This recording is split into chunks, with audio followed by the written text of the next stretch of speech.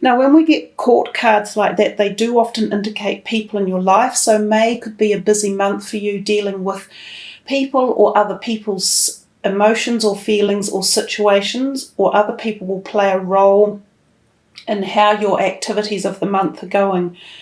If it's not so much about other people, then the court cards tend to give us the feelings that those types of people would emulate. So it can be to do with possibly careers, for instance, with that King of Rods, and with the Queen of Cups, it can be to do with emotions, and with the King of Swords, it can be to do with communication.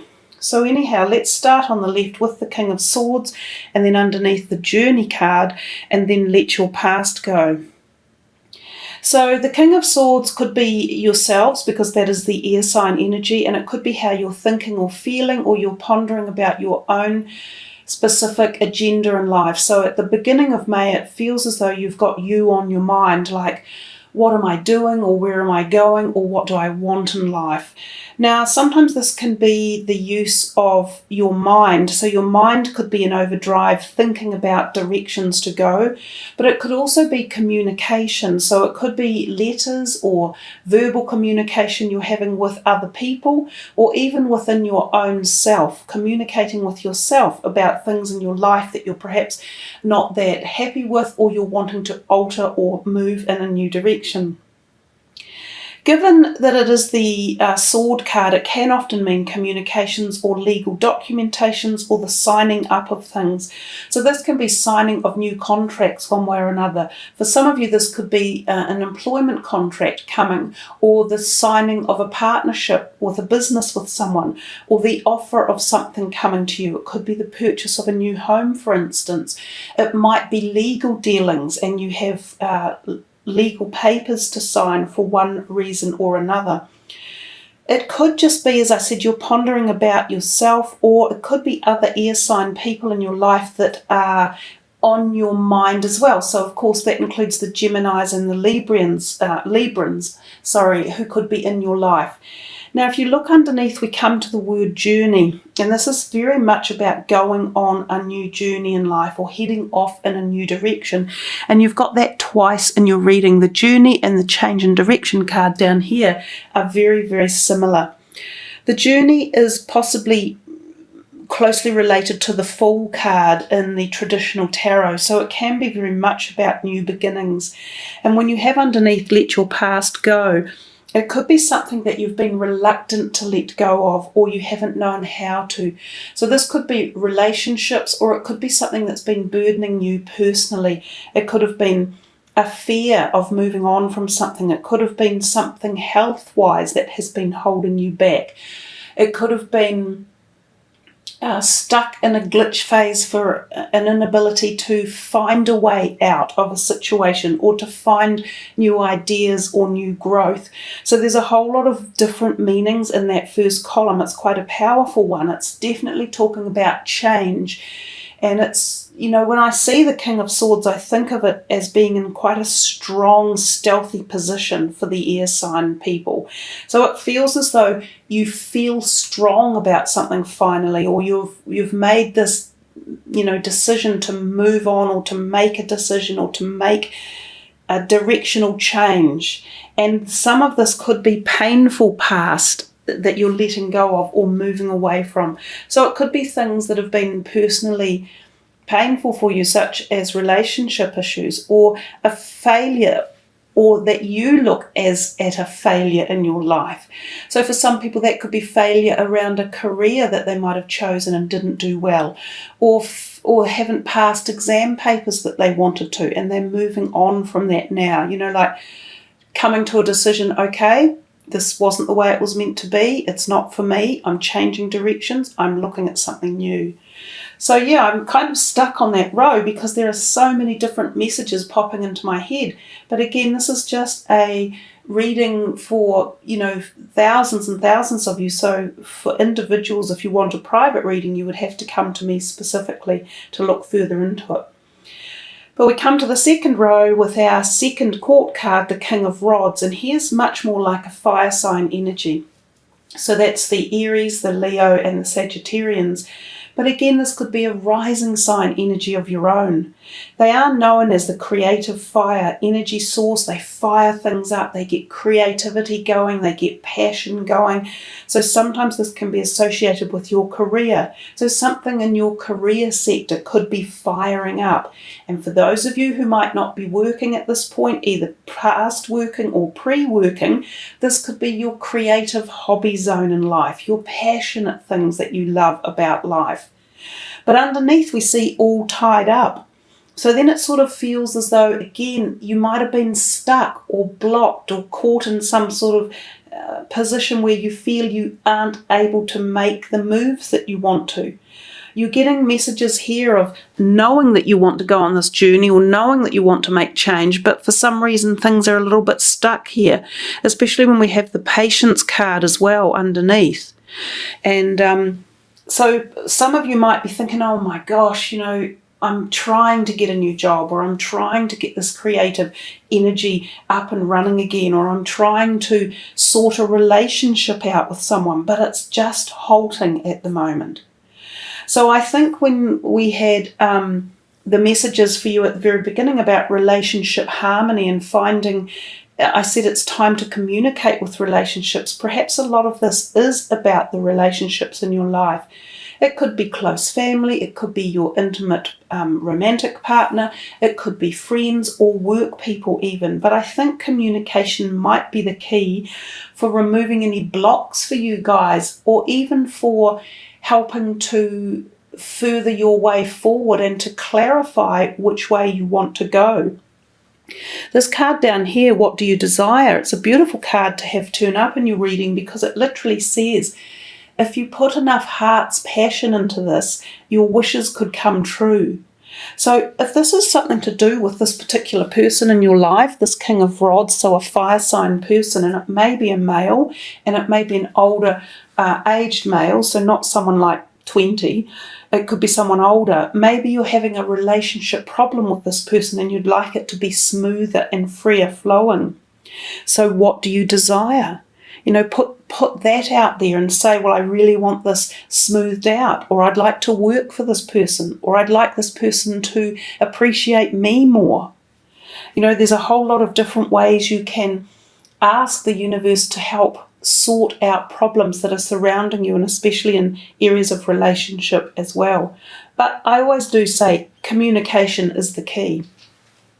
And then we come over here to this Queen of Cups, and again, this is your third court card. So could she be a lover, a friend, a wife, a mother, a sister, a colleague, a workmate, a potential employer, a business partner? She often is a wonderful person to go to listen to. She has empathy and sympathy and understanding. She's quite patient. She's quite nurturing. So some of you may find this woman walking into your life, but it feels as though she already is here. Although some of you might be wanting her to come in, and this is where the all tied up and the patience messages might be coming. So if you are wanting this certain type of person to come into your life in a hurry to either employ you, or to be your lover or your partner, or you're wanting to contact someone like a long lost relative or a friend, and they're not responding, then there's a reason. Our timing is not necessarily on the same timing schedule as other people. So there's definitely something about that in your reading. You might be wanting all these things to happen in your life, and they're not at the moment. But remember, our timing isn't necessarily the same. So we can't force our wishes and desires onto situations and people until everything is all ready to roll in the same motion and direction. And that takes us patience. And it takes us, time to work it all out. And we can feel tied up when we get stalls like this along the way.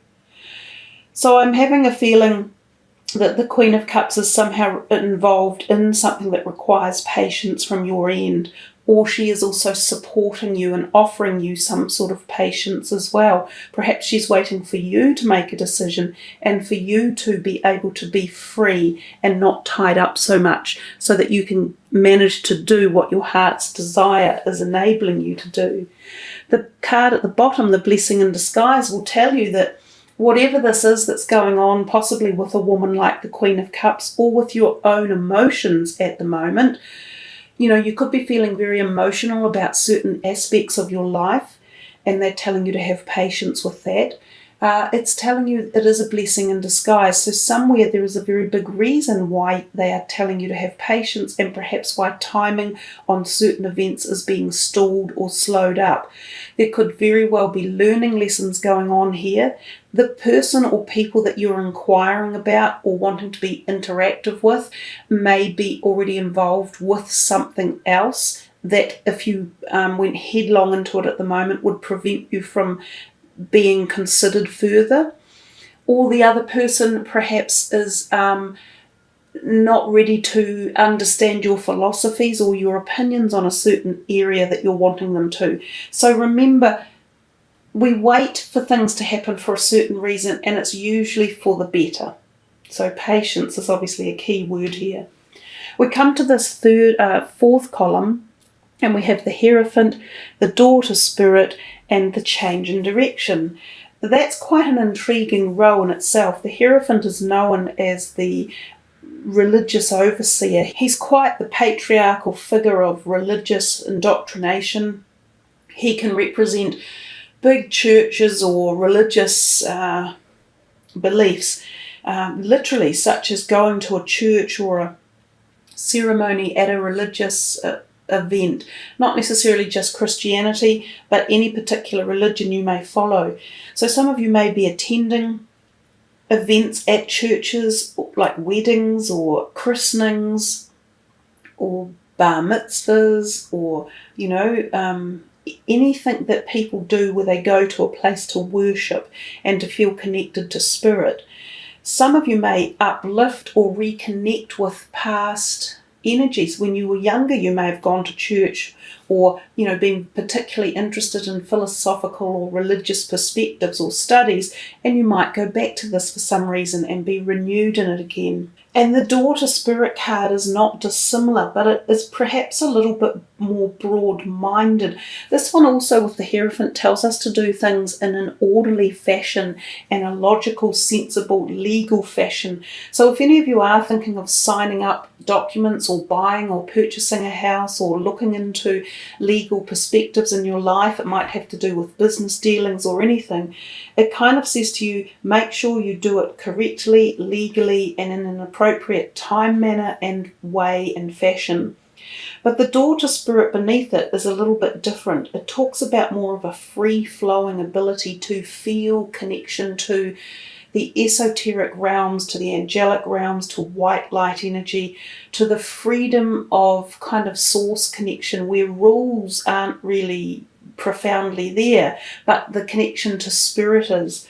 Now, for some of you, this could mean that you become increasingly aware of the intuitive side of life. So you might become more psychic, you might become more aware of like dreams. So it could be worthwhile taking a dream journal at this time, or taking note of your dreams. You might find you have answers from that perspective of your life.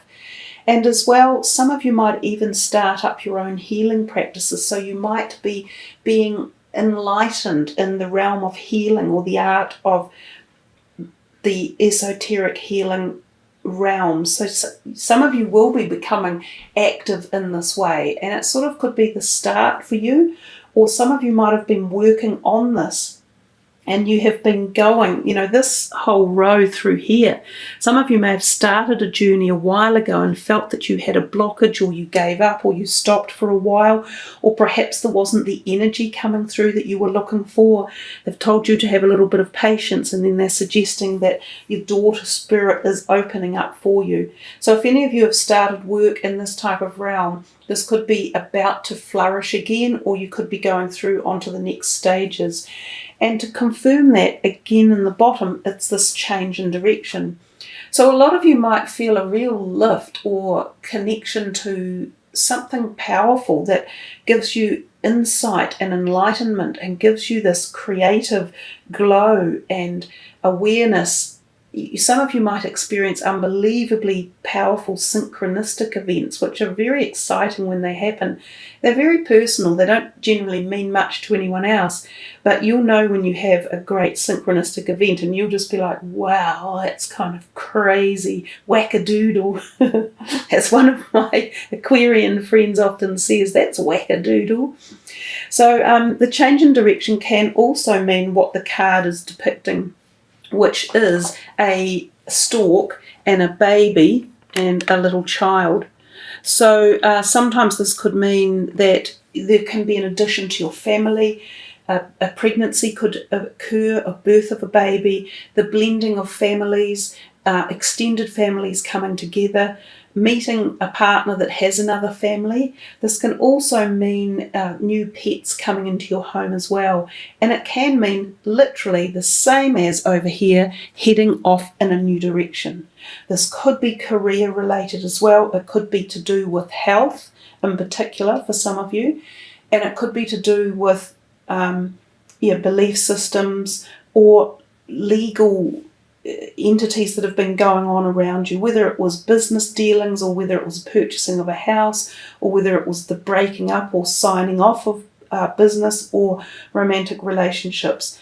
There's a whole bunch of stuff going on in your reading, and that's the difficult thing often when we get so many court cards, because they don't necessarily tell us exactly what's going on. They kind of hide themselves a little bit. So they make a reading challenging from many perspectives because there's so many different areas that we can draw from each card.